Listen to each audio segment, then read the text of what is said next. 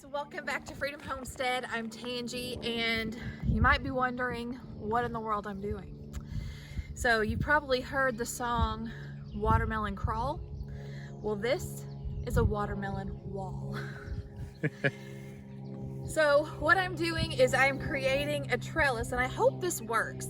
I wanted to grow some watermelon, but I didn't want the vines sprawling out all over the ground. So what I've done is I've actually planted some sugar baby watermelons in this grow bag. This is a 10-gallon grow bag, and I've got it sitting on cardboard for some weed control. And the plan, what I hope happens, and I hope it works, I'm gonna keep 2 plants in here, and we're just gonna let them climb this trellis, and hopefully we'll be able to grow some watermelons here. We're gonna try it out and see. So if you've not subscribed to Freedom Homestead, and if you want to see if this works, hit the subscribe button and follow along, and we'll keep up with it together. All right, so while we're here, we've made a few more updates, and we thought we'd bring you along and show you what we've done. So let's start over here. Okay. Talking to the camera, baby. Okay, so starting here with the herb bed, the herb garden, I added a shepherd's hook and this hanging pot that I've planted one of my nasturtiums that I started from seed in. So when this grows, it's going to fill this up and hopefully trail down the side of the pot. I think it'll be really pretty. Here you can see I've got a little patriotic decoration. We are Freedom Homestead after all. I had to stop into Dollar Tree, and they had all of their 4th of July stuff out. So if you're looking for some patriotic decorations, hit up Dollar Tree. You'll find some really great things. And then, of course, you guys already know I have oregano, rosemary, and thyme. I just planted a basil plant here, a cilantro here, and Jack noticed earlier we have a volunteer squash that's coming up from down there. We're obviously not going to keep it, but I am curious as to what it might be. But anyway, that's the herb garden so far, and we are loving it. So another addition that we made to our victory garden are these flags. Again, they were at Dollar Tree, $1 a piece, and we love them, and we might add more later. I also picked up some solar lights. These are at Dollar General, and they were $1 a piece. So $8, and we have like a pretty cool looking little space here. So anyway, follow me and I'll show you a few more things.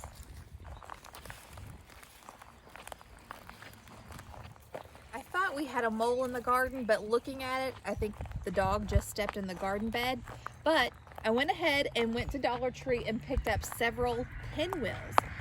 So the idea is that you put the pinwheel down in the ground, and when the wind turns the pinwheel, the rod sends vibrations in the ground and hopefully keeps the moles away. Of course, these are just plastic. I think metal works better, but anyway, we'll see. Plus, they're really cute in the garden. I'm kind of hoping the movement keeps the birds away too, but we'll see. Okay. Our bush beans are coming in. Our cucumbers are coming in. Everything is looking amazing. The cabbage is doing great. There was one that I thought I was going to lose, but it perked right up after we had a bunch of rain. So I still have 12 cabbage plants. And we've also got stuff planted in these rolls, but nothing's started coming up yet. Right. Yeah, except our shed. Hey guys, hey, how is everybody doing watching us? Okay, you want to show something really cool? Okay. I was having fun with the shadow. Okay, so there is one thing that Jack has been working on for quite a while, and it's almost done. Still not finished. Still not finished, but we are this close. So I'm like going building to a great wall of chicken coop. well, I'm going to film him while he explains to you what he's done. So guys, this is what I've been working on for quite a while now. Well, just on and off whenever I get a chance to come out here and spend some time. I think what I like best about this whole build are these 2 doors. There's one on this end and one exactly like it on the other end. And we actually used old barn wood from a barn that actually fell down in a storm a few weeks ago. So I took the barn wood off the side of the barn. Actually, it was on the ground. cut it up, made a really great door here. Our plan is to open this up, have our nesting boxes here. And so we'll be able to come in and collect the eggs. And then on the other end, of course, I'm not finished with it yet. But on the other end, same door on the other side. I guess we could look at it.